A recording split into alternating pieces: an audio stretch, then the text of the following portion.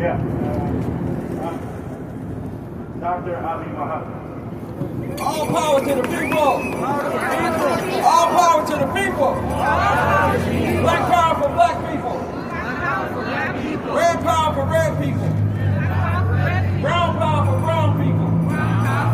Yellow power for yellow people. And white power for white people. Just not mother. Women power for women.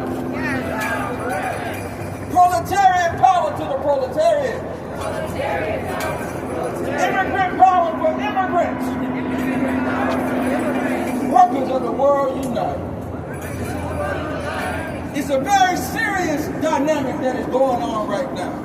We're facing global dynamic of genocide. Genocide going on in Iran. The genocide continues in Gaza.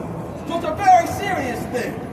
It is a violation of international law and international humanitarian law. First of all, to target leaders of other nations. Those are considered extrajudicial killings. But for someone to actually say, a world leader, that they're going to go attack power plants and bridges of other countries and other nations, that is not military.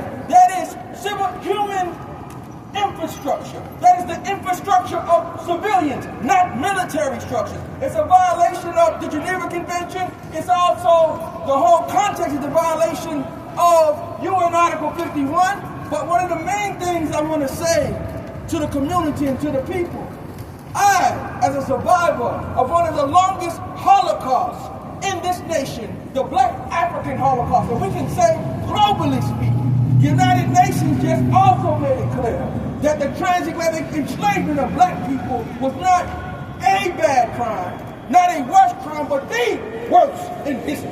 All power to the people. All power to the people. And when I say that, what is going on in Iran is horrible. What is going on in Gaza is horrible. What is going on in here with ICE and their ongoing genocidal, ethnic cleansing, white homogeny madness is also horrible. But this is what I want to also make clear. When I talk about our Holocaust, as a black man who's a survivor of that Holocaust, how could I and my people, as black people, support a war against brown people in Iran for a racist white man in America? All power to the people. So we of the Black Panther Party, we are against the war in Iran. We are against what ICE is doing here in this land. We are against all of the madness that is going on. You cannot threaten people the way he's threatening people. And I also want to say, how can my white brothers and sisters here who support human rights and who support the freedom of others defend a war against the people? We who are here, we stand against us. Let's say all power to the people. All power to the people. And I'd like to just cite some things right quick. Number one, under the United Nations Charter 1945, there are two legal justifications for war. Number one is self-defense, that's UN Article 51, and it's authorized by the Council. Also, when it comes again to targeting leadership, the Executive Order 12333, signed 1981 in this country, makes it prohibited to kill or assassinate leaders around the world. And according to Melcher 2008, targeting and killing is a violation of leadership, is a violation of international law. And so I went over Protocol 1 of 1977, Article 48. You have to make distinctions between civilian and military targets. 51, you have to be defending yourself. And 52, you can only attack legitimate military objectives.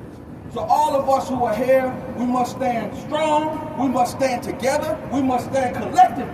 We cannot allow a war. Number one, he didn't even get permission from Congress to go to war. So when you don't have those things in order, it's also illegitimate in that particular way. But what does this fool do that's legitimate? Absolutely nothing at all. But we stand against this war. We stand against those threats that were made, that he's going after power plants and bridges. Again, that's not military targets, that is civilian infrastructure. And we must stand strong against it. All power to the people. All power to the people.